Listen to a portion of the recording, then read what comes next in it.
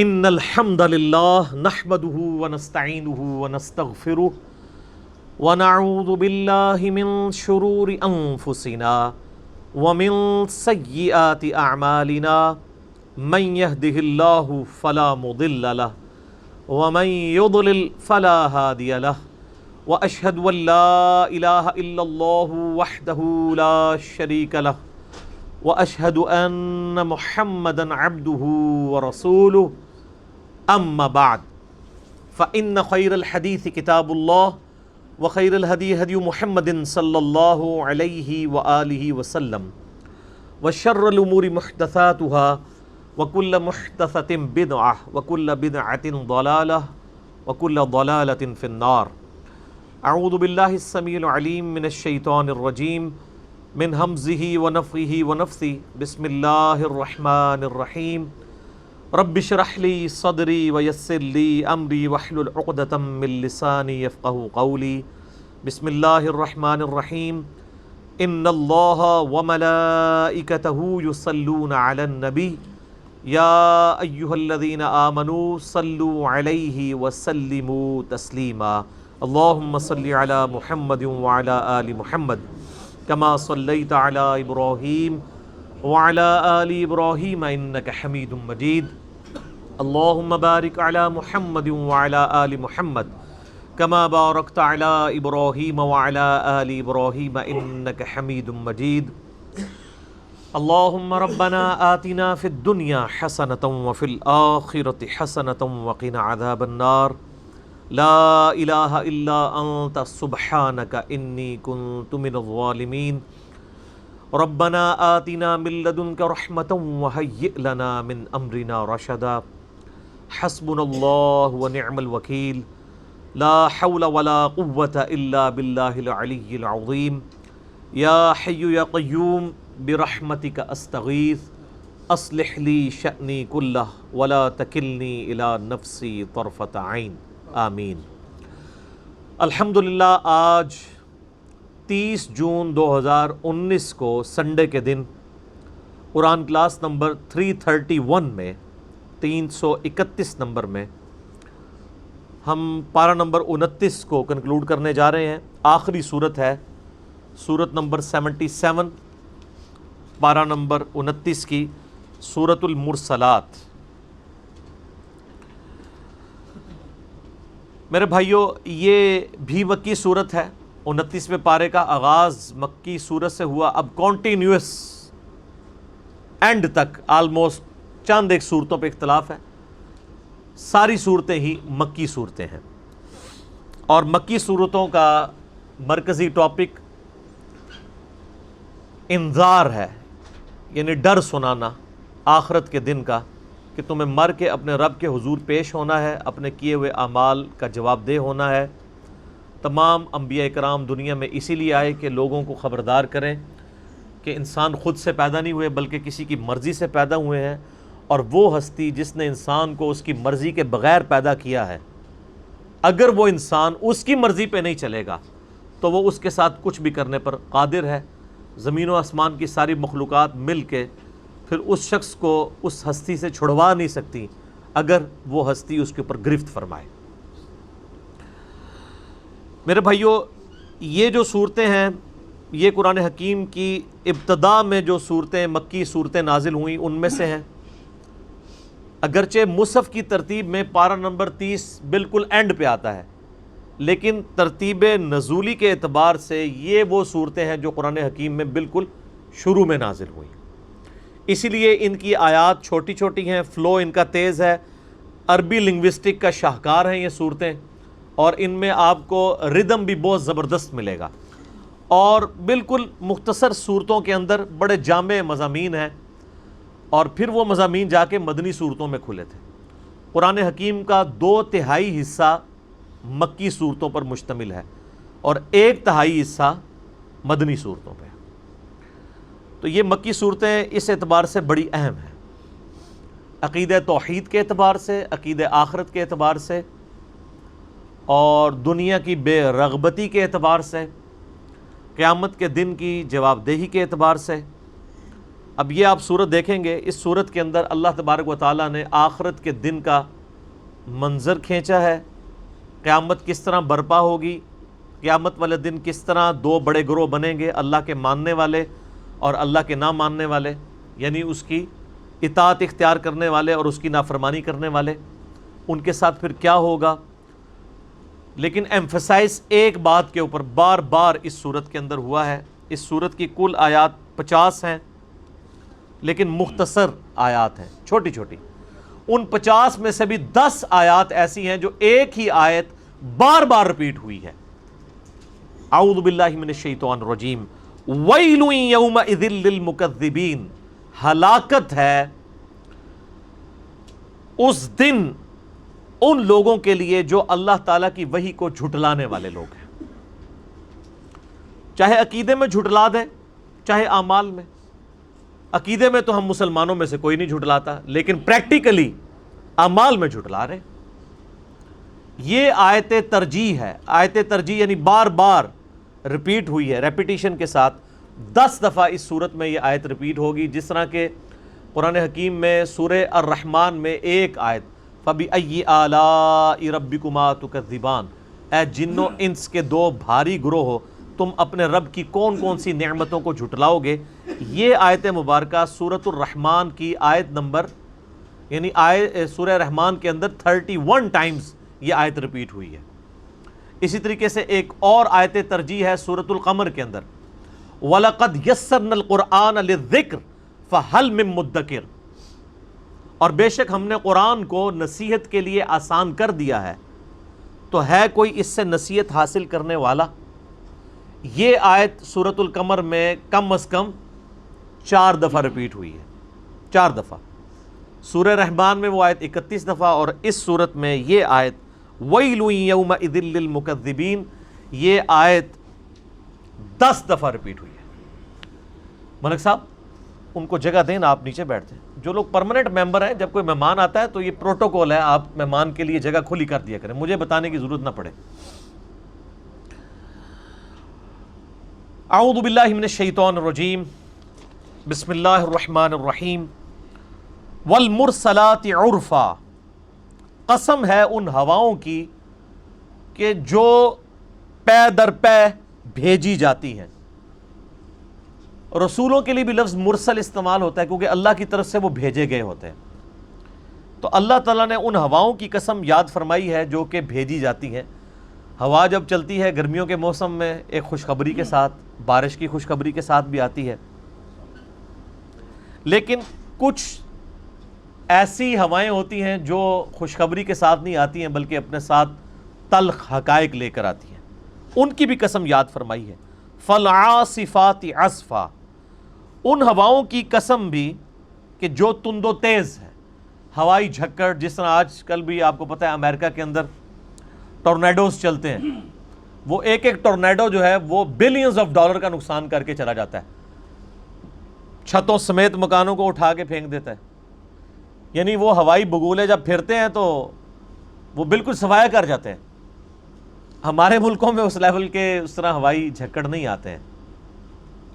اسی طریقے سے صحرائے سینا کے اندر ایسے ہوائی جھکڑ بھی آتے ہیں کہ پورے پورے ریگستان کے ٹیلے، رات کے وقت اس جگہ پہ ٹیلا ہوتا ہے، صبح وہ کئی کلومیٹر آگے شفٹ ہو چکا ہوتا ہے۔ اللہ تعالیٰ نے ہواؤں میں اتنی طاقت رکھی ہے۔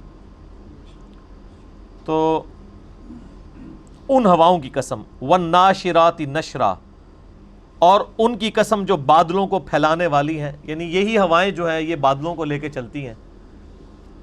اور یہ مضمون تو قرآن حکیم میں کئی جگہ آیا ہے کہ ہم بنجر زمین کی طرف ہوا کو بھیجتے ہیں، وہ بادلوں کو ساتھ لے کے جاتی ہے اور پھر ان بادلوں سے پانی برستا ہے اور مردہ زمین کو اللہ تعالیٰ زندہ فرما دیتا ہے۔ اسی طریقے سے تمہیں بھی مرنے کے بعد قیامت والے دن زندہ کر دیا جائے گا۔ فالفارقات فرقا، اور پھر جو بادلوں کو پارا پارا کر دینے والی ہیں، یعنی وہ تقسیم کر دیتی ہیں کہ یہ بادل کس طرف جانے ہیں، یہ بادل کس طرف جانے ہیں، یا پھر اگر ان بادلوں میں بارش ہے، بارش برسنے کے بعد پھر ہواؤں کے ذریعے وہ سکیٹرڈ کر دیے جاتے ہیں سب کے سب بادل۔ فالملقیات ذکرا، اور قسم ہے ان کی، ان جماعتوں کی جو ذکر کا القاء کرنے والی ہیں۔ سب سے بڑا ذکر کیا؟ قرآن۔ انا نحن نزلنا الذکر وانا لہ لحافظون، یعنی وہی جو ہے یہ اللہ تعالیٰ کی طرف سے تذکیر نصیحت والی چیز، عذراً او نذرا، یا حجت تمام کرنے کے لیے یا ڈر سنانے کے لیے۔ یاد رکھیں جب بھی وحی نازل ہوگی تو دو ہی پرپس ہوں گے، ایک پرپس تو یہ ہوگا کہ پیغمبر کی موجودگی اور ان پر وحی کا آنا یہ ان کی امت کے لیے حجت تمام کرنا ہے آخری درجے میں۔ اس کے بعد قیامت والے دن کسی کے پاس کوئی دلیل اور حجت نہیں رہے گی کہ مجھے تو پتہ ہی نہیں چلا۔ سورہ نساء کے اندر بھی آیا نا، اللہ تعالیٰ فرمایا ہم نے رسولوں کا، پیغمبروں کا سلسلہ اس لیے شروع کیا تاکہ قیامت والے دن اللہ پر کسی کے خلاف، یعنی کوئی شخص اللہ کے خلاف اپنی حجت نہ قائم کر سکے کہ مجھے تو پتہ نہیں چلا۔ تو یہ جو وحی نازل ہوتی ہے یا تو حجت تمام کرنے کے لیے، اللہ کی طرف سے حجت تمام ہو جائے کہ پیغمبروں کی دعوت کے ذریعے تمہیں بتا دیا گیا، او نذرا، یا پھر ڈرانے کے لیے۔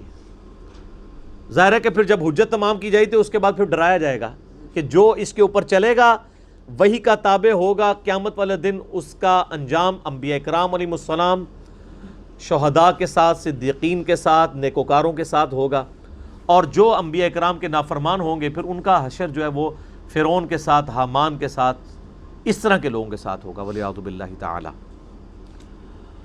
اتنی ساری قسمیں یاد فرمانے کے بعد اللہ تعالیٰ فرما رہا ہے انما توعدون لواقع، جس بات کا تمہیں وعدہ دیا جا رہا ہے وہ ضرور واقع ہو کر رہے گی۔ یعنی کون سی چیز؟ قیامت۔ اب اس قیامت کا تھوڑا سا نقشہ اللہ تعالیٰ نے کھینچا ہے۔ فَإِذَا النُّجُومُ طُمِسَتْ، پس اس وقت جب ستارے بے نور کر دیے جائیں گے۔ میں نے پہلے بھی کئی دفعہ بتایا کہ یہ سارے کا سارا معاملہ ایک فورس اللہ نے گریویٹیشنل فورس رکھی ہے، قوت کشش ثقل، یہ ڈسٹرب ہو جائے تو پھر ہر چیز ہی تباہ و برباد ہو جائے، اور قیامت والے دن یہی ہونا ہے۔ اللہ تعالیٰ ہمارا جب ستارے بے نور کر دیے جائیں گے، وَإِذَا السَّمَاءُ فُرِجَتْ، اور جب آسمان میں شگاف پڑ جائیں گے، وَإِذَا الْجِبَالُ نُصِفَتْ، اور پہاڑ خاک بنا کر اڑا دیے جائیں گے۔ اگر گریویٹیشنل فورس سے ڈسٹرب ہو جائے تو پھر بڑے سے بڑا بھی کوئی میس جو ہے وہ پھر اس طرح اڑتا پھرے گا۔ آپ صرف یہ دیکھ لیں کہ چاند کے اوپر جو گریوٹی ہے، قوت کشش ثقل، وہ زمین سے آلموسٹ 1/8 ٹائم ہے، یعنی 8 گنا کم ہے، اور وہاں پہ آپ دیکھ لیں کہ وہاں پہ تھوڑا سا زور لگانے سے کتنی لمبی چھلانگ انسان لگا سکتا ہے۔ کیوں؟ کیونکہ جو چاند ہے وہ اس قوت کے ساتھ انسان کو اپنی طرف نہیں کھینچتا جس طرح زمین کھینچتی ہے، اور اس کو مزید کم کر دیں تو کرتے کرتے یہ حالت ہو جائے گی کہ بڑی سے بڑی وزنی چیز بھی وہ لڑکتی پھرے گی۔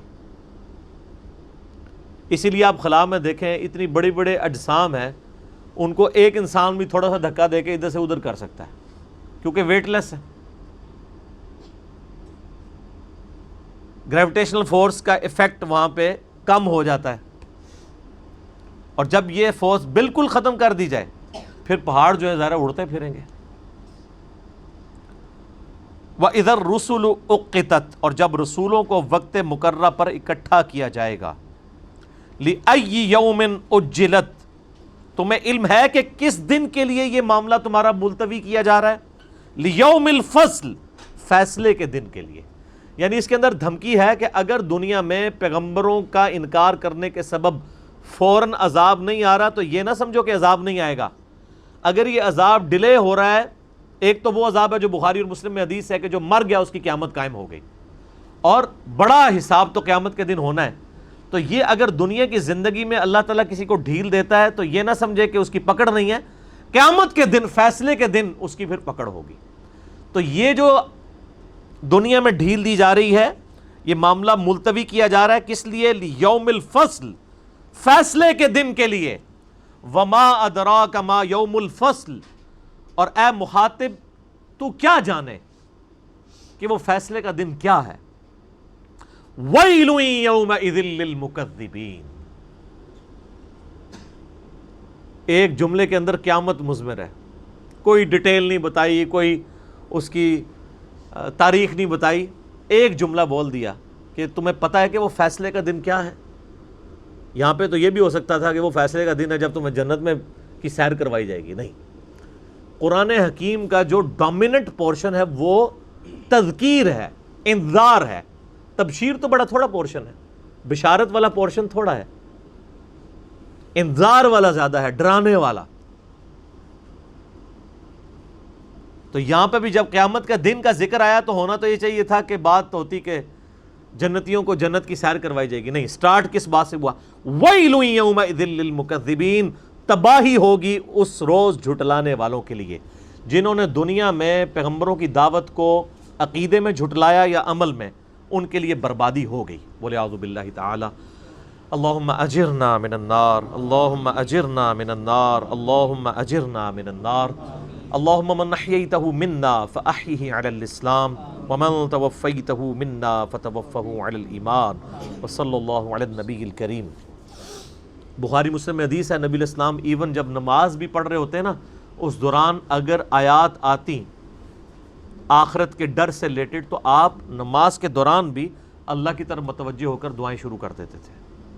یہ تو جس کو جتنی معرفت ہوتی ہے نا اتنا ہی وہ اللہ کا ڈر رکھنے والا ہوتا ہے.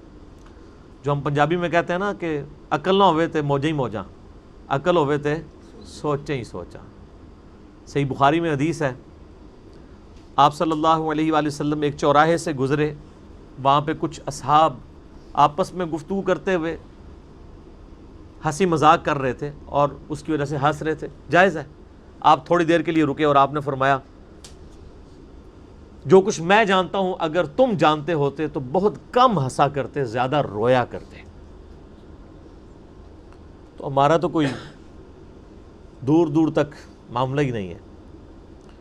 اب یہ آیت 10 دفعہ ریپیٹ ہوگی اس صورت کے اندر کہ تباہ و برباد ہو جائیں گے وہ لوگ قیامت کے دن کہ جو دنیا میں جھٹلایا کرتے تھے. اچھا، یہ آیات جب بھی آتی ہیں تو ہمیں علماء نے بڑا عجیب دھوکہ دیا ہوا ہے علماء سو کی جانب سے کہ یہ تو ساری کافروں کے بارے میں. قرآن حکیم کی آیات آفاقی ہیں، جسے فٹ اسے گفٹ. اگر کافر کو یہ کہا جا رہا ہے نا کہ تو نے اللہ کے احکامات کو جھٹلایا تو تیری بربادی ہے، اور مسلمان اللہ کو ماننے کے باوجود جھٹلاتا ہے تو اس کی تو بڑی بربادی ہے.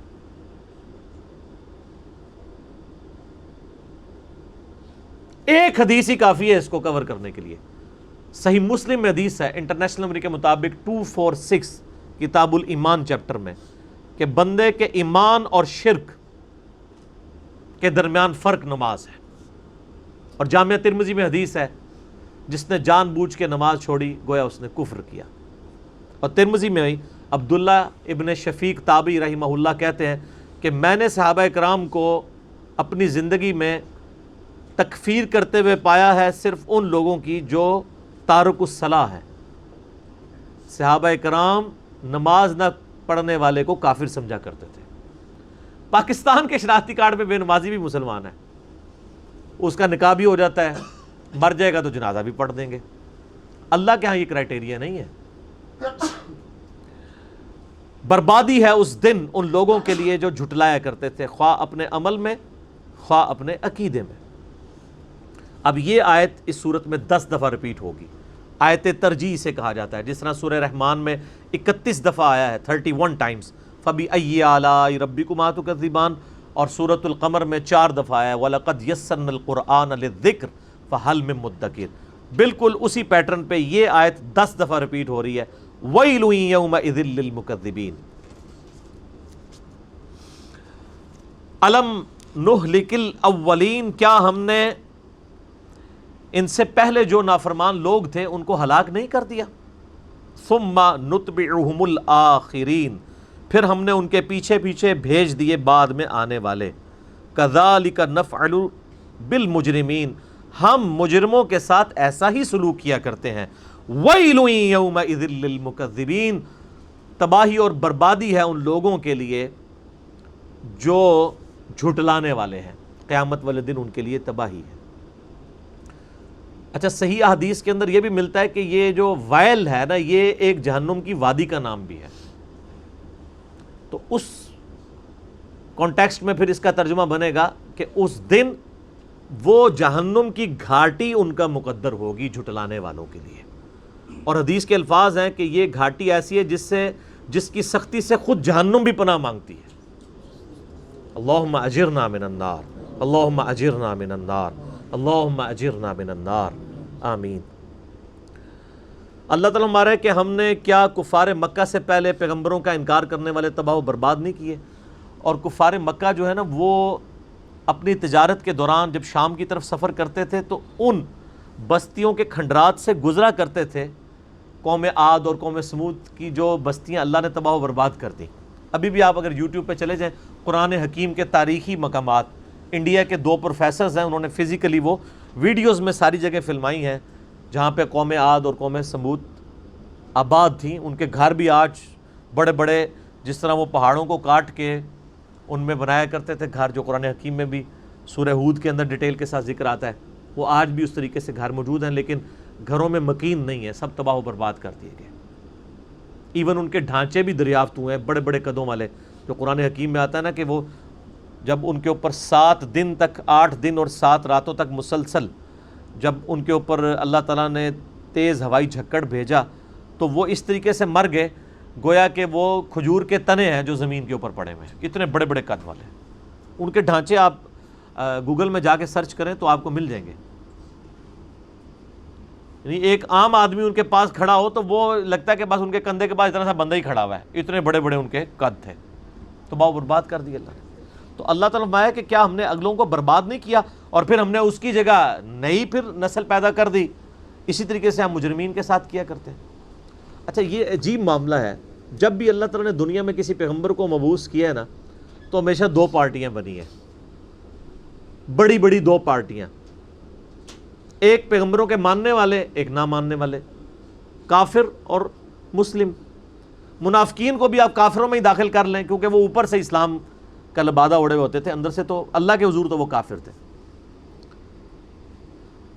اللہ تعالیٰ کافروں کو تباہ و برباد فرماتا تھا اور اہل ایمان کو بچا لیتا تھا۔ نوح علیہ السلام کو اللہ تبارک و تعالیٰ نے 78 اپنے ان کے اصحاب کے سمیت بچا لیا، باقیوں کو تباہ و برباد کیا۔ پھر وقت جب گزرتا ہے تو وہ 78 تو اہل ایمان تھے، تو ایمان والے ہی رہنے چاہیے تھے، لیکن وقت گزرنے کے ساتھ ساتھ ان میں خرابیاں آنا شروع ہو جاتی تھی۔ پھر قوم نوح ہی میں سے قوم عاد تھی، انہی کی اولاد میں سے، حالانکہ وہ تو سارے ایمان والے تھے، لیکن قوم عاد میں پھر اسی طریقے سے مشرکانہ اوہام شروع ہو گئے۔ پھر اللہ تعالیٰ نے حضرت ہود علیہ السلام کو ان میں مبعوث کیا، انہوں نے دعوت و تبلیغ کا کام کیا، کچھ لوگوں نے ایمان قبول کر لیا، کچھ اپنی ضد اور ہٹ درمی پہ قائم رہے۔ پھر اللہ تبارک و تعالیٰ نے اہل ایمان کو بچا لیا، مخالفین کو تباہ و برباد کر دیا۔ پھر وہ قومیں جو عاد تھی، ہود علیہ السلام کی قوم، جو اہل ایمان بچ گئے، پھر ان پہ کچھ وقت گزرا تو ان کے اندر پھر مشرکانہ عقائد آنا شروع ہو گئے، تو اللہ تعالیٰ نے انہی کی وہ اولاد میں سے ہی قوم سمود تھی، تو ان میں حضرت صالح علیہ السلام کو مبعوث کیا۔ پھر صالح علیہ السلام کے ساتھ جو اہل ایمان تھے وہ بچا لیے گئے، مخالفین کو ہلاک کیا گیا۔ تو یہ سلسلہ بار بار چلتا رہا۔ تو اللہ تعالیٰ فرماتا ہے ہم اسی طریقے سے ہلاک کرتے آتے ہیں، پھر پیچھے اور لوگوں کو بھیجتے ہیں۔ اسی طریقے سے ہماری یہ سنت رہی ہے مجرمین کے ساتھ کہ ان کو تباہ و برباد کر دیا جاتا ہے۔ الم نخلقکم من ماء مہین، کیا ہم نے تمہیں ایک حقیر پانی سے پیدا نہیں کیا، ایک منی کے قطرے سے، اور وہ اتنا حقیر ہے کہ عام گفتگو میں اس کا ذکر کرنا بھی انسان پسند نہیں کرتا، اتنی حقارت سے اسے سمجھا جاتا ہے۔ جسم سے نکل جائے تو غسل فرض ہو جاتا ہے، کپڑے دھونے ضروری ہو جاتے ہیں، اس سے جان چھڑانا ضروری ہو جاتا ہے۔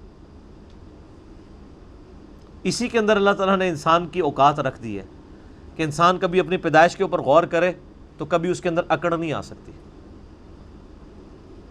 اور دیکھ لیں کوئی دنیا کا بڑے سے بڑا انسان، اس کی پیدائش ہوئی اسی طریقے سے۔ ایک حضرت عیسیٰ علیہ السلام اور حضرت آدم علیہ السلام کی ایکسیپشن ملتی ہے نا، ادروائز بڑے سے بڑا کوئی پیغمبر ہو، بڑے سے بڑا کوئی فلاسفر ہو، بڑے سے بڑا کوئی جو ہے وہ سائنٹسٹ ہو، وہ پیدا اسی طریقے سے ہوا ہے، ایک حقیر بے قدر پانی سے۔ تو اللہ فرماتا ہے کیا تمہیں ہم نے اس حقیر پانی سے پیدا نہیں کیا؟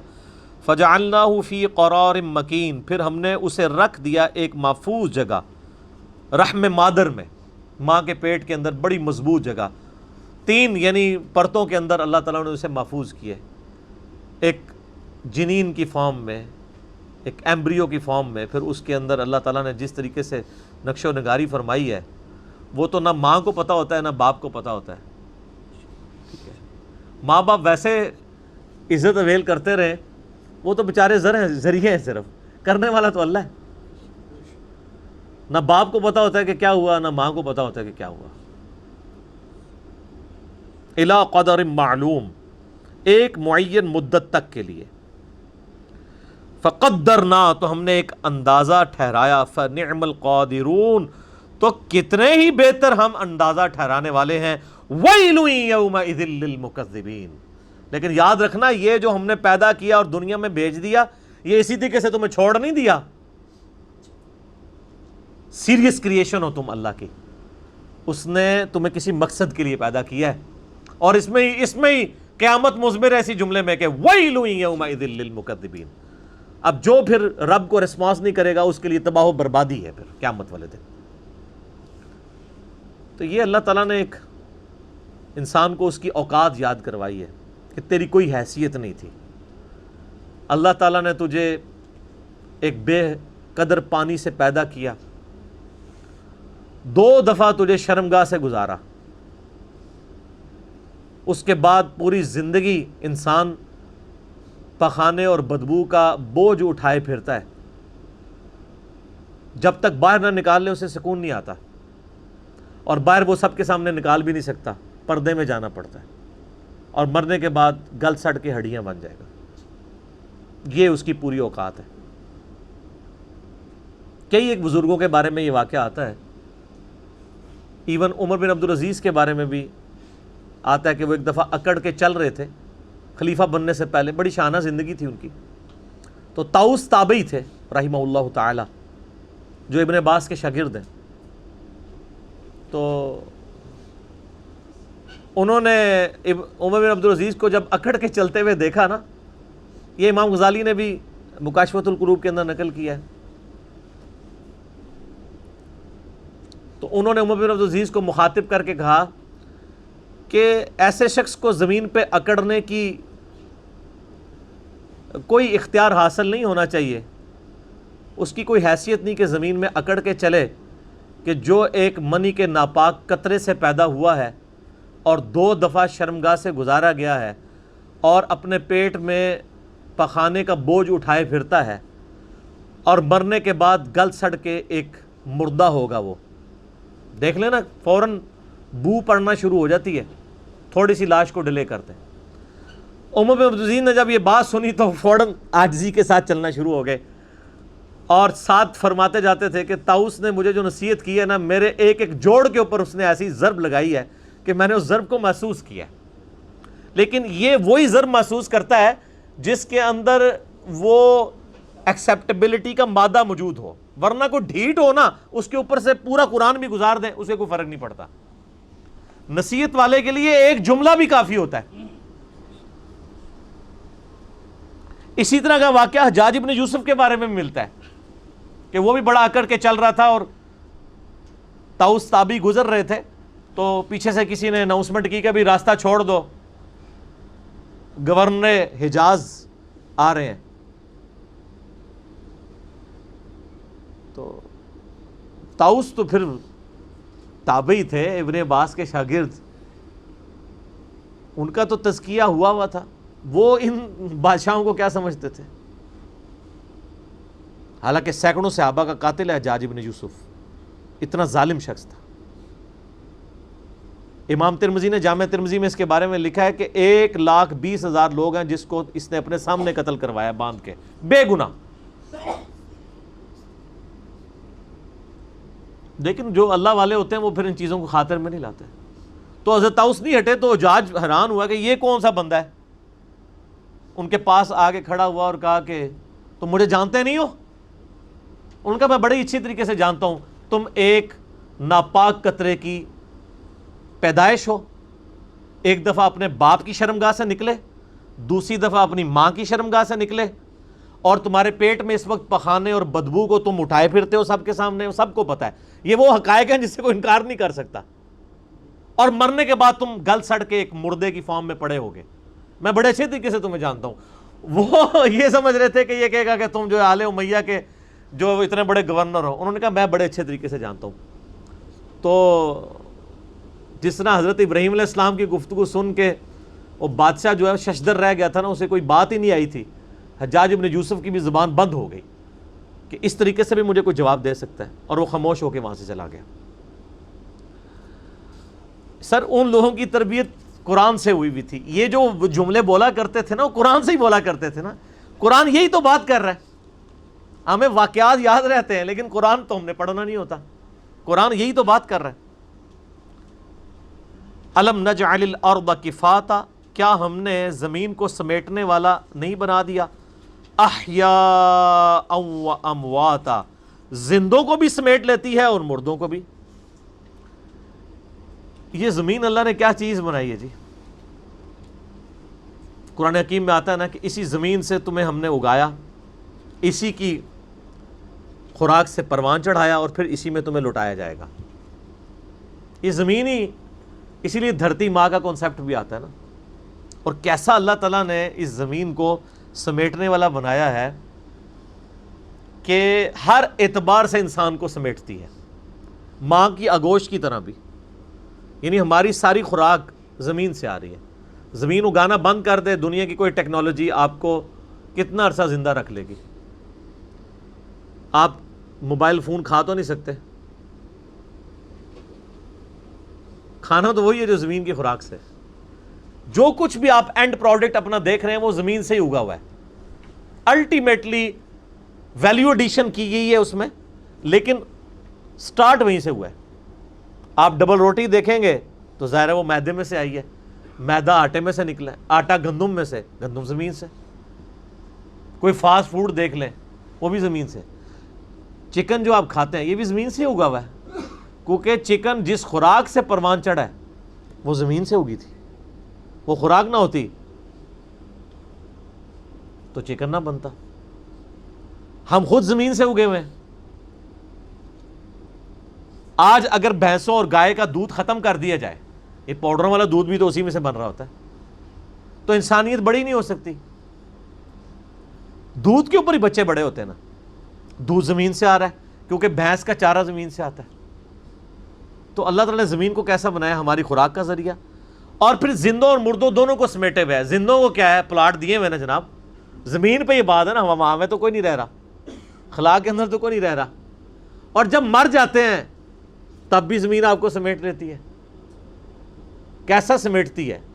اگر زمین نہ سمیٹے تو ہر طرف تعفن ہی پھیلا ہو، اگر یہ مردے باہری اس طرح چھوڑ دیے جائیں، ایک جناب گھر میں چوہا مر جائے نا اور آپ کو مل نہ رہا ہو تو اس گھر میں آپ رات نہیں گزار سکتے۔ اور جن لوگوں کو تجربہ ہے نا، مجھے تھوڑا سا تجربہ ہوا ہے، یہ چوہے کی تو بدبو کوئی بدبو ہی نہیں ہے جو انسانی مردے کی بدبو ہوتی ہے۔ میں ایک وہ قبر کی کھدائی کرنے والے سے ملا تو وہ مجھے بتانے لگا، میں نے اسے کہا یہ لاوارث لاشوں کے بارے میں، تو کہنے لگا لاوارث لاشیں جو ہیں ہم دفنا دیتے ہیں، بعد میں اگر کوئی وارث آ جائے اور بہت ضد لگائے تو پھر ہم تو منع ہی کرتے ہیں کہ یار چلو اب یہ دفنایا گیا، ادھر جا کے کیا کرنا ہے، اس کو دعائی کرنی ہے، وہ کہیں بھی بیٹھ کے ہو سکتی ہے، تو کوشش یہی کرتے ہیں کہ وہ لاش نکلوائی نہ جائے۔ میں نے کہا کیوں؟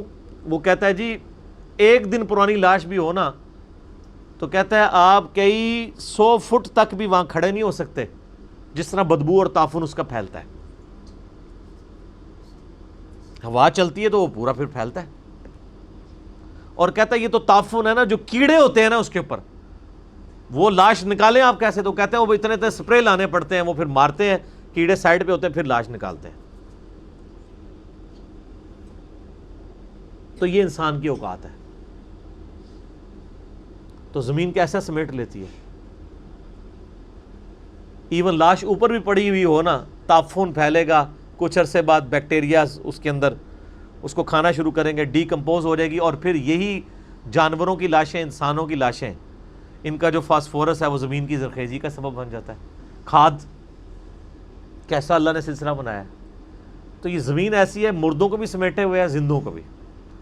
ابھی تو ہم صرف اس زمین کی بات کر رہے ہیں، زمین کا جو سمندر والا پورشن ہے جس کی آبادی زمین سے بھی کئی گنا زیادہ ہے، کتنی بڑی بڑی ویل مچھلیوں کو، شارک مچھلیوں کو، اور کتنے جانوروں کو سمیٹے ہوئے ہیں، ان کی غذا بھی اس میں سے آ رہی ہے، اور وہ شارک مچھلیاں بھی مرتی ہیں تو اسی کے اندر رہ جاتی ہیں، ان کو بھی سمیٹے ہوئے۔ تو ایک زمین کے ساتھ اللہ نے کیا چیزیں جوڑ دی ہیں، ہر چیز، زندوں اور مردوں کو زمین نے سنبھالا ہوا ہے۔ بزرگاں نے نہیں سنبھالیا سر، زمین نے، بلکہ بزرگاں نے بھی زمین ہی سنبھال دی ہے اینڈ تے۔ ہاں دیکھ لیں، بزرگوں کو زمین سے باہر دفنانے کا تو رسک نہیں لیا جا سکتا، اندر ہی دفناتے ہیں، اللہ نے پردہ رکھا ہوا ہے، ادروائز تو بڑا مشکل ہو جائے پھر بزرگی قائم رکھنا۔ وہ تو انبیاء کا پروٹوکول ہے، سن نبی داؤد کے اندر، سن نسائی میں، کہ اللہ تعالیٰ نے حرام کیا ہے مٹی کے لیے کہ نبیوں کے جسموں کو کھائے۔ نبیوں کے علاوہ کسی کے لیے گارنٹی نہیں ہے، ہو بھی سکتا ہے جسم سلامت، نہیں بھی ہو سکتا، اور کسی شخص کا جسم سلامت نہ ہونا اس کی ولایت کی کوئی نفی نہیں ہے، یہ ذہن میں رکھیے گا، یہ ایک نیچرل پروسیس اللہ نے رکھا ہے۔ دیکھیں کئی صحابہ ہیں جن کی مرنے کے بعد ان کی لاشوں کے مسلے ہوئے ہیں، سیدنا حمزہ ابن عبد المطلب کا کان، ناک، یہ سب کچھ کاٹا گیا ہے، تو لاش تو ان کی ادھر ہی بگڑ گئی۔ تو قبر میں جانے کے بعد ان جسموں کا انسان محتاج نہیں ہے، نہ اس کفن کا محتاج ہے۔ آپ جتنا مرضی مہنگا کفن اور اس کے اوپر آپ جتنی مرضی لکھائی کروا لیں، جتنی مرضی خوشبو ڈال لیں، کوئی فرق نہیں پڑتا۔ حتیٰ کہ اس امت کے امام، اولیاء کے سردار سیدنا ابو بکر الصدیق رضی اللہ تعالیٰ عنہ علیہ السلام کے بارے میں صحیح بخاری میں آتا ہے کہ سیدہ عائشہ کو بلایا اپنے مرض وفات میں اور کہا کہ نبی الاسلام کو کتنے کپڑوں میں دفنایا گیا تھا؟ انہوں نے کہا نبی الاسلام کو اتنے ہی کپڑوں میں، مختصر کپڑوں میں دفنایا گیا تھا۔ تو انہوں نے کہا مجھے میرے کپڑوں میں ہی دفنانا، کیونکہ مرنے کے بعد یہ کپڑے پیپ اور تعفن کوئی سمیٹ رہے ہوں گے تو نیا کفن مجھے دینے کی ضرورت نہیں ہے، یہ تو زندہ لوگوں کا حق ہے۔ یہ الفاظ ہیں حضرت ابوبکر صدیق کے، ان کو کسی نے نہیں کہا کہ حضرت لاش تو سلامت رہتی ہے بزرگوں کی، حالانکہ ہمارا عقیدہ ہے کہ ان کی لاشیں سلامت ہیں۔ صحیح بخاری میں ہے کہ حضرت عمر کا پاؤں ان کی وفات کے آلموسٹ 67 ایئرز کے بعد، جب مسجد نبوی کے حجرے کی دیوار گر گئی روضہ شریف کی، تصحیح کے دوران عبد الملک بن مروان کے دور کے اندر، ولید بن عبد الملک کے دور میں پاؤں نکل آیا تھا، اور عروہ ابن زبیر نے پہچانا کہ اس سیدنا عمر کا پاؤں ہے، کیونکہ وہ قبروں کی لوکیشن کو جانتے تھے۔ لیکن ریالٹی یہی ہے، باقی اللہ تعالیٰ کسی کو پروٹوکول دے دے۔ پھر انہوں نے فرمایا کہ آج کون سا دن ہے؟ تو کہا سوموار کا دن۔ تو انہوں نے پوچھا نبی الاسلام کی وفات کس دن ہوئی تھی؟ تو عائشہ نے کہا سوموار کے دن۔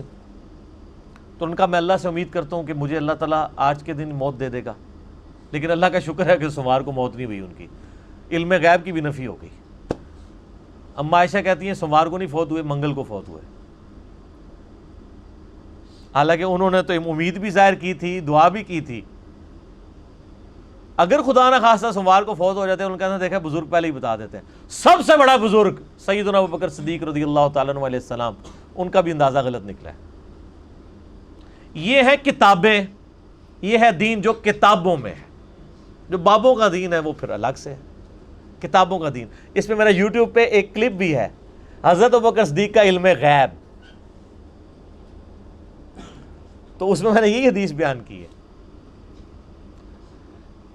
تو یہ زمین سمیٹ رہتی ہے زندوں کو بھی اور مردوں کو بھی۔ وَجَعَلْنَا فِيهَا رَوَاسِيَ شَامِخَاتٍ وَأَسْقَيْنَاكُم مَّاءً فُرَاتًا، اور ہم نے ہی بنا دیے اس میں خوب جمے ہوئے اونچے اونچے پہاڑ، اور ہم نے ہی تمہیں میٹھا پانی پلایا۔ یہ پہاڑ جو اللہ نے سٹیبلائزر رکھے ہیں نا، یعنی زمین کو کی ڈائنامک بیلنسنگ کرنے کے لیے، یہ اللہ نہیں، یعنی زمین کے اوپر سب سے زیادہ مضبوط اللہ کی مخلوق کون سی ہے؟ پہاڑ۔ پہاڑ سے زیادہ تو کوئی مخلوق مضبوط نہیں ہے۔ سب سے بڑی مخلوق، سب سے مضبوط مخلوق۔ آپ کے ذہن میں تو ہاتھی آ جائے گا، ویل مچھلی آ جائے گی، اس کی کیا اوقات ہے پہاڑ کے سامنے؟ ایک آتش فشاں پہاڑ پھٹ پڑے، ہزاروں ہاتھیوں کو، ہزاروں مگر بچوں کو لے ڈوبے۔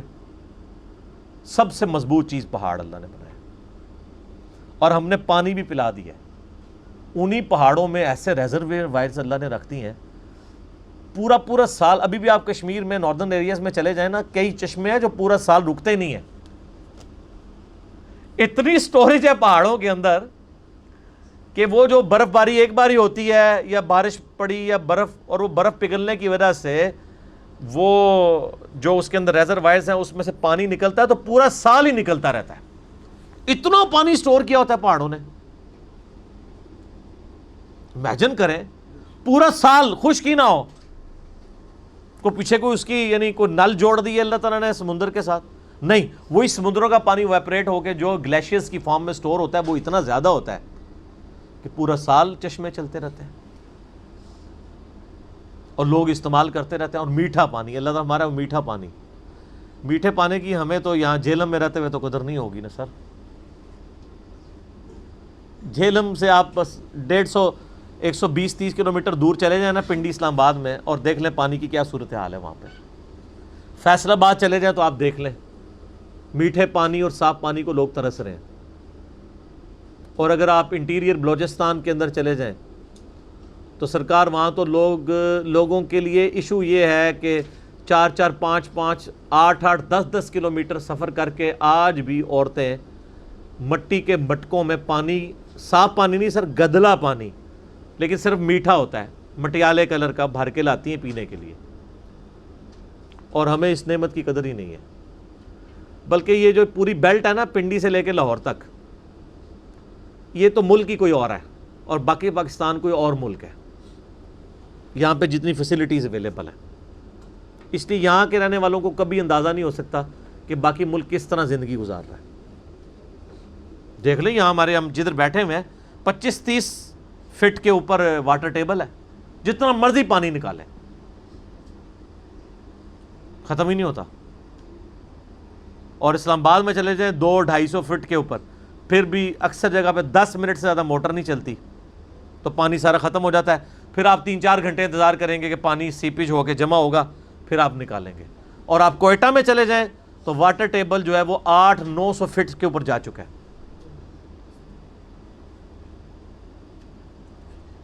تو یہ اللہ تعالیٰ نے پانی پلایا ہے۔ وَيْلٌ يَوْمَئِذٍ لِّلْمُكَذِّبِينَ، بربادی ہے اس دن جھٹلانے والوں کے لیے۔ انطلقوا إِلَى مَا كُنتُم بِهِ تُكَذِّبُونَ، اب یہ قیامت کے دن کا نقشہ کھینچا جا رہا ہے، چلو اس آگ کی طرف جسے تم جھٹلایا کرتے تھے دنیا میں۔ انطلقوا إِلَى ظِلٍّ ذِي 3 شُعَبٍ، چلو اس سائے کی طرف جو 3 شاخوں والا ہے۔ دنیا میں بھی آپ نے دیکھا نا یہ سیراب کی کیفیت، اگر آپ کسی موٹر وے کے اوپر یا جی ٹی روڈ پہ آپ سفر کریں نا دور تک گرمیوں میں، تو آپ کو ایک سیراب سا نظر آئے گا جیسے پانی نظر آتا ہے۔ ریگستان میں تو یہ لوگ عموماً اس کو آبزرو کرتے ہیں، وہ نظر کا دھوکہ ہوتا ہے، ایلیوژن ہوتا ہے۔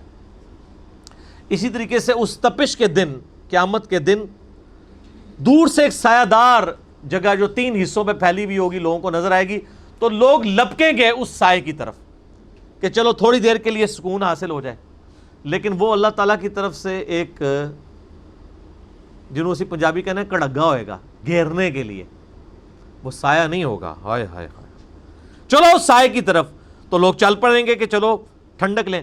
لا ظلیل ولا یغنی من اللہب، نہ وہ سایہ دار ہے نہ ہی وہ بچاتا ہے آگ کی لپٹ سے۔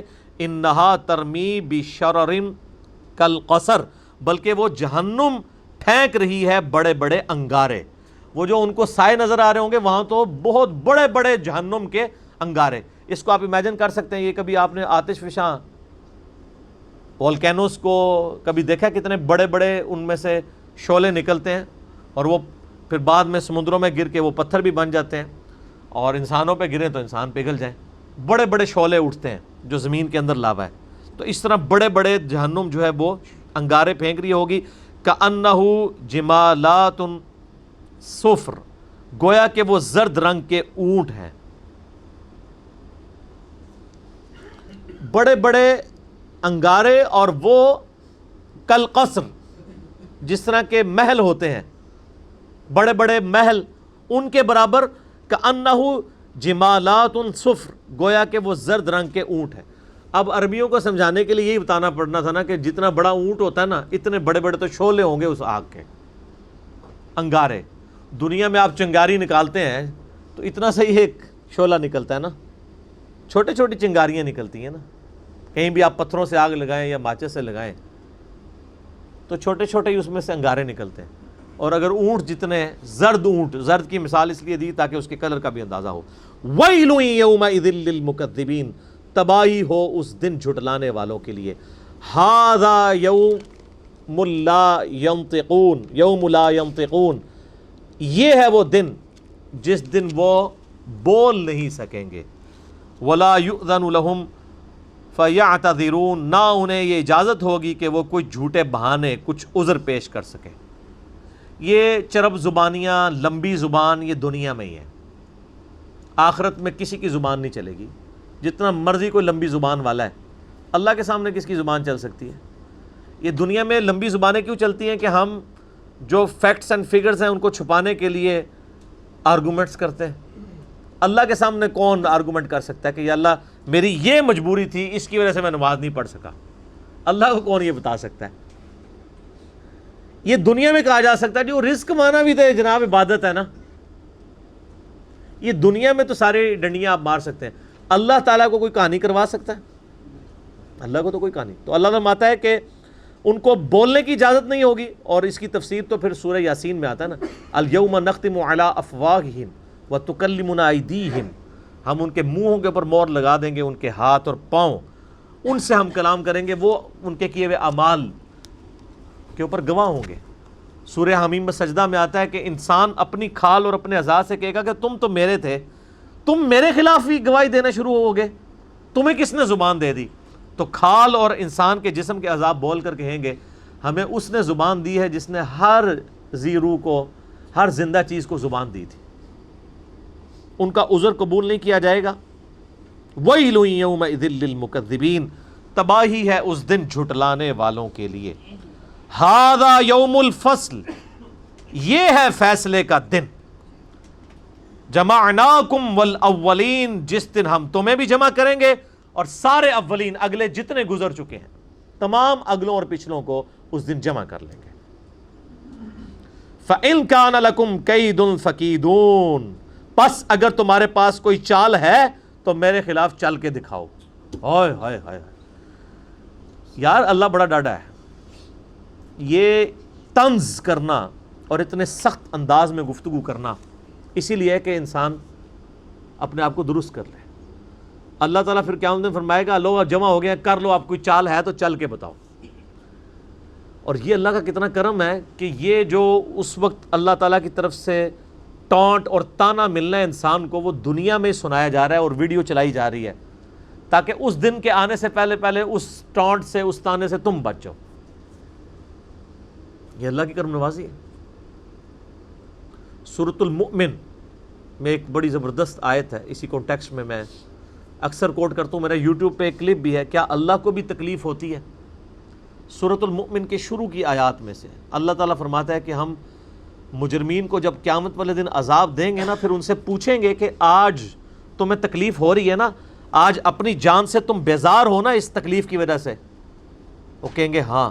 تو اللہ تعالیٰ فرمائے گا اس سے زیادہ ہمیں تکلیف ہوتی تھی جب دنیا میں تمہیں ہماری طرف بلایا جاتا تھا اور تم روگردانی کرتے تھے۔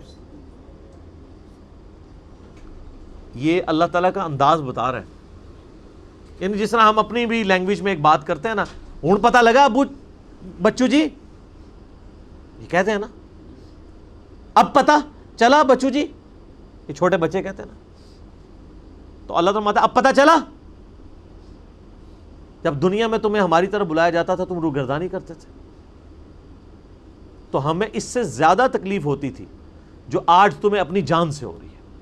تو اس پہ میرا یوٹیوب پہ کلپ ہے کہ اللہ کو بھی تکلیف ہوتی ہے، یہ بلکہ پورا لیکچر سننے والا ہے، مسئلہ نمبر 196، فکر آخرت پہ اس سے بہتر لیکچر میرا کوئی نہیں ہے۔ کاش میں دنیا میں واپس جا سکتا، یہ اس کا ٹائٹل ہے، جس میں نے سورہ سجدہ کی 11 آیات اور کراس ریفرنس کے طور پہ کئی آیات کور کی ہیں۔ اللہ تعالیٰ فرمائے گا ہاں بھائی کوئی چال ہے تو چل لو۔ وَيْلٌ يَوْمَئِذٍ لِّلْمُكَذِّبِينَ، تباہی ہو اس روز جھٹلانے والوں کے لیے۔ یہ 40 آیات میں اللہ تعالیٰ نے ذکر کیا ہے ان لوگوں کا جو اللہ کے نافرمان ہیں۔ اب قرآن پاک کا چونکہ ایک امتزاج ہے کہ وہ پھر پازیٹیو گفتگو اہل ایمان کے حوالے سے بھی کرتا ہے، سائملٹینیس کنٹراسٹ، لیکن آپ کو حیرانگی ہوگی کہ یہ اب جو اہل ایمان کے حوالے سے ذکر آئے گا کہ ان کو جنتیں ملیں گی، اس میں پھر یہ آیت ریپیٹ ہوگی، وَيْلٌ يَوْمَئِذٍ لِّلْمُكَذِّبِينَ، یعنی جنت کے ذکر میں بھی اللہ نے دوزخ کے ذکر کو داخل کیا ہے کہ دوزخ سے غافل نہیں ہونا۔ ان المتقین فی ظلال وعیون، بے شک اللہ سے ڈر جانے والے لوگ سایوں اور چشموں میں ہوں گے اس دن، وفواکہ مما یشتہون، اور ان پھلوں میں ہوں گے جن کو وہ پسند کر رہے ہوں گے۔ کلو واشربو، اللہ تعالیٰ فرمائے گا مزے سے کھاؤ اور پیو، ہنیئا بما کنتم تعملون، ان اعمال کے صلے میں یہاں پہ خوب رچو اور بسو جو تم دنیا میں کیا کرتے تھے۔ اعمال کے بدلے میں سر، صرف نسبت کے بدلے میں نہیں، صرف کلمہ پڑھنے کے بدلے میں نہیں، اعمال کے بدلے میں۔ اِنَّا كَذَلِكَ نَجْزِي الْمُحْسِنِينَ، بے شک ہم اسی طرح کا بدلہ دیا کرتے ہیں نیکوکاروں کو۔ لیکن وَيْلٌ يَوْمَئِذٍ لِّلْمُكَذِّبِينَ، جنت کے اندر بھی ذکر آ گیا۔ یہاں تو کوئی بوڑھا بھی ہوا ہے نا، اسے کہنا یار کو خوف خدا کر لو، وہ کہتے ہیں جی ہن تسی ہن زندہ سانو جا کے دباؤ۔ 70 سال کا بھی ہوگا، 80 سال کا بھی ہوگا نا، تو وہ ابھی جینے کی خواہش رکھ رہا ہوگا، تو کہہ رہا ہوگا کہ اچھا جی پھر منودابی آؤ، جا کے کوئی جنتی بھی گل کرو، صرف دوزخ دی گل۔ اللہ تعالیٰ نے یہ قرآن پاک میں اسلوب بتایا کہ یہاں پہ اب آپ یہ دیکھیں، یہ آیت 2 دفعہ رپیٹ ہوگی جنتیوں کے ذکر میں بھی، اس لیے کہ تاکہ انسان کا قبلہ درست رہے۔ صرف جنت کی باتیں کرنے سے قبلہ درست نہیں ہو رہتا جب تک کہ جہنم کا ذکر نہ کیا جائے۔ کلوا وتمتعوا قلیلا انکم مجرمون، اب فوراً روئے سخن پھر واپس آ گیا ہے مجرمین کی طرف، ہلکا سی جنت کی سیر کرا کے واپس۔ کھاؤ اور پیو، دنیا میں عیش کر لو تھوڑا سا وقت، انکم مجرمون، بے شک پھر ہے تو تم مجرم ہی ہو نا، کتنی عیاشی کر لو گے؟ 50 سال، 60 سال، 70 سال، 100 سال، 130 35 سال، کتنے سال کا جی لو گے؟ 100 سال سے اوپر تو بہت کم لوگ جاتے ہیں۔ جاپان میں اس وقت یعنی دنیا میں سب سے زیادہ لوگ ہیں جو 100 کو کراس کیے ہیں، 5,500 لوگ ہیں، اور ان میں بھی جو سب سے زیادہ عمر رسیدہ خاتون ہے وہ بھی 125 سے اوپر نہیں گئی ہیں۔ کتنا کوئی جی لے گا؟ سر دنیا میں کوئی 150 سال بھی جی لے، صرف قیامت کا دن جو ہے نا وہ 50,000 سال کا دن ہے۔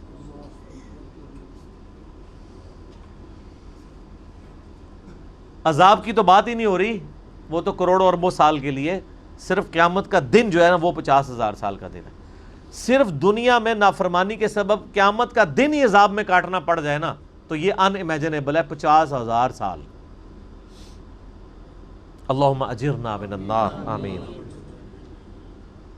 وَيْلٌ يَوْمَئِذٍ لِّلْمُكَذِّبِينَ، تباہی اور بربادی ہو ان لوگوں کے لیے جو جھٹلایا کرتے تھے۔ وَإِذَا قِيلَ لَهُمُ ارْكَعُوا لَا يَرْكَعُونَ، اور جب انہیں کہا جاتا ہے کہ رب کے سامنے جھکو تو جھکتے نہیں ہیں۔ کیوں نہیں جھکتے؟ وہ کہتے ہیں کچھ بھی ہے یا اللہ تیرے محبوب کی امت سے، نمازیں پڑھنے کی کون سی ضرورت ہے؟ ابھی بھی یوٹیوب کے اوپر کتنے باعثین ہیں بڑے تگڑے قسم کے جو کلیئر کٹ آ کے یہ بیان دیتے ہیں کہ جی بس جو بندے نے کلمہ پڑھ لیا ہے، نبی علیہ السلام سے محبت رکھتا ہے، اب اسے کوئی ضرورت نہیں نماز روزہ کرنے کی، وہ جنتی ہو چکا۔ اور اس طرح کے جو واعظین ہیں نا، صرف ان کی تقریروں کے اوپر جو نعرے لگتے ہیں نا، اور کہیں نہیں لگتے، کیونکہ سستی جنت بیچ رہے ہوتے ہیں۔ اچھا انسان بھی کتنے بیوقوف ہیں، خود اپنی آنکھیں بند کیے ہوئے ہیں۔ انسان اگر خود تھوڑا سا تفکر کرے وہ بھی سمجھ لے گا کہ یار ایسا کرنے سے کیسے ہو سکتا ہے۔ دنیا میں بغیر محنت کے مزدوری نہیں ملتی، اور اللہ جس نے پیدا ہی مزدوری کے لیے کیا تھا، مزدوری سے مراد وما خلقت الجن والانس الا لیعبدون۔ اور اس پہ امام غزالی نے بہت زبردست بات احیاء العلوم میں کیمیائے سعادت میں لکھی ہے کہ اگر تم لوگوں کا یہ ڈھکوسلا مان لیا جائے نا کہ اللہ تعالیٰ نے یہ سب کچھ بس صرف ڈرائی اینڈ پہ چھوڑ ہی دینا ہے، کوئی کسی کا حساب کتاب نہیں ہونا، کسی کو عذاب نہیں ہونا، تو تم یہ کہنا چاہ رہے ہو کہ اللہ تعالیٰ اور اس کے پیغمبر دنیا میں ٹھٹا کرتے رہے ہیں ہمارے ساتھ، نعوذ باللہ۔ ظاہر ہے ایک پورا قرآن دھمکیوں سے بھرا پڑا ہے کہ نہیں کرو گے تو رگڑا لگ جائے گا، تو یہ سب مذاق ہوتا رہے؟ ایسا نہیں ہے، تمہیں سمجھ نہیں آئی اصل میں، یہ ٹھٹا نہیں ہے، یہ بہت سیریس معاملہ ہے۔ جب اللہ کے سامنے جھکنے کے لیے کہا جاتا ہے تو وہ جھکتے نہیں ہیں۔ وَيْلٌ يَوْمَئِذٍ لِّلْمُكَذِّبِينَ، تو بربادی ہے اس روز جھٹلانے والوں کے لیے۔ فَبِأَيِّ حَدِيثٍ بَعْدَهُ يُؤْمِنُونَ، اب اس قرآن کے بعد کس اور بات کے اوپر ایمان لے کر آؤ گے؟ یعنی قرآن میں اتنی واضح دھمکیاں آنے کے بعد ابھی بھی کسی چیز کا انتظار ہے کہ ہمیں کوئی اس طریقے سے آگے بات سمجھائے تو ہم سمجھ جائیں گے۔ اللہ تعالیٰ ماتا ہے اس واضح دھمکی جو قرآن کی شکل میں نازل ہو چکی ہے، اس کے بعد اب کون سی چیز ہے جس کے تم انتظار میں ہو کہ اس کے بعد تم بات کو قبول کرو گے؟ جب اس کائنات کا مالک خود اپنے پیغمبر کے ذریعے اس کا کلام نازل ہوا ہے اور وہ خود دھمکیاں لگا رہا ہے، یہ نبی علیہ السلام کا کلام نہیں ہے، کلام اللہ ہے، آپ کی مبارک زبان سے نکلا ہے، کلام تو اللہ کا ہے۔ اس سے بڑی کوئی چیز ہو سکتی تھی کہ اللہ تعالیٰ خود دھمکی لگائے تو تب آپ کو یقین آئے اور مجھے یقین آئے؟ سب سے بڑی چیز یہی ہو سکتی تھی نا۔ تو اللہ تعالیٰ فَبِأَيِّ حَدِيثٍ بَعْدَهُ يُؤْمِنُونَ، کس بات پر اس کتاب کے بعد ایمان لاؤ گے تم لوگ؟ اللہ کا قرآن نازل ہونا، اس کی کتاب کا نازل ہونا، اور پھر صرف کتاب نہیں، اس کتاب کی پریکٹیکل اپلیکیشن۔ لَقَدْ كَانَ لَكُمْ فِي رَسُولِ اللَّهِ أُسْوَةٌ حَسَنَةٌ، قرآن مجسم، قرآن کا اگر کوئی ایک جسم بنایا جاتا، ایک پریکٹیکل، تو نبی علیہ السلام کی مبارک ذات ہے وہ، جو صحیح مسلم میں حدیث ہے۔ سیدہ عائشہ سے کسی نے پوچھا کہ نبی علیہ السلام کے اخلاقیات کیسے تھے، آپ علیہ السلام کے معاملات کیسے تھے، تو انہوں نے کہا قرآن نہیں پڑھتے، قرآن ہی نبی علیہ السلام کے اخلاق۔ یعنی قرآن کا مطلوب انسان اگر کوئی روئے عرض پہ ہے پریکٹیکل فارم میں، تو اللہ کے محبوب صلی اللہ علیہ وآلہ وسلم کی مبارک ذات ہے۔ پریکٹیکلی انہوں نے کر کے بھی دکھا دیا، سلیبس کی فارم میں کتاب دے بھی دی، اور قیامت تک کے لیے چھوڑ بھی دی۔ حجۃ الوداع کے موقع پہ بھی فرمایا قرآن چھوڑ کے جا رہا ہوں اور میری سنت۔ غدیر خم پہ بھی فرما دیا کہ قرآن کو پکڑ لینا، ہدایت پہ رہو گے، چھوڑ دو گے گمراہ ہو جاؤ گے، اور میرے اہل بیت کے ساتھ اس نے سلوک کرنا۔ قرآن ہی کر کے گئے نبی علیہ السلام۔ اسی لیے میرے بھائیو، جو میرا پہلا مسئلہ ہے نا، مسئلہ نمبر 1، وہ ہے ہی ہے امام الانبیاء کی دعوت قرآن، اور میرا ریسرچ پیپر نمبر 4 ہے اسی کے اوپر، اس پہ ہم نے ٹائٹل آیت لگائی ہے سورۃ الانعام کی آیت نمبر 19، وَأُوحِيَ إِلَيَّ هَذَا الْقُرْآنُ لِأُنذِرَكُمْ بِهِ وَمَنْ بَلَغَ۔ اے نبی علیہ السلام فرما دیجئے یہ قرآن مجھے اس لیے وحی کیا گیا تاکہ اس قرآن کے ذریعے میں تمہیں ڈر سناؤں، اور جس تک یہ کتاب پہنچ جائے وہ اس کتاب کے ذریعے ڈر سنائے۔ فَذَكِّرْ بِالْقُرْآنِ مَنْ يَخَافُ وَعِيدٍ، قرآن کے ذریعے اے نبی علیہ السلام نصیحت کیجئے اس کو جو خدا کی دھمکی سے ڈر جائے۔ تو نبی علیہ السلام کی دعوت کا تانا بانا ہی قرآن تھا۔ صحیح مسلم میں اوپر تلے 4 حدیث ہیں کتاب الجمعہ چیپٹر کے اندر، کہ نبی علیہ السلام قرآن حکیم ہی پڑھ کے تقریر کیا کرتے تھے، اور اکثر سورہ قاف ہوتی تھی، سورہ نمبر 50 پارہ نمبر 26 کے اندر۔ تو قرآن کے ذریعے آپ علیہ السلام تذکیر کیا کرتے تھے، اسی کے ذریعے نصیحت کیا کرتے تھے، اسی لیے آپ کو اثر بھی نظر آتا تھا، قصے کہانیاں نہیں تھی بلکہ اللہ کا سچا کلام تھا۔ الحمدللہ ہمارا پارہ نمبر 29 آج مکمل ہوا ہے، انشاءاللہ اگلی دفعہ پارہ نمبر 30 سے آغاز کریں گے۔ اللہ تعالیٰ سے دعا ہے جو حق بات میں نے کہی اللہ تعالیٰ ہمارے دلوں میں راسخ فرمائے، اور اگر جذبات میں میرے منہ سے کوئی غلط بات نکل گئی تو اللہ تعالیٰ ہمارے دلوں سے ہی معاف کر دے۔ اللہم صلی علی محمد وعلی آل محمد کما صلیت علی ابراہیم وعلی آل ابراہیم انک حمید مجید۔ اللہم بارک علی محمد وعلی آل محمد کما بارکت علی ابراہیم وعلی آل ابراہیم انک حمید مجید۔ اللہ تعالیٰ سے دعا ہے کہ ہمیں کتاب و سنت کی تعلیمات پر خود عمل کر کے دوسرے بھائیوں تک پہنچانے کی توفیق عطا فرمائے۔ سبحانک اللہم وبحمدک اشہد ان لا الہ الا انت استغفرک واتوب الیک وما علینا الا البلاغ المبین۔ جزاکم اللہ خیرا۔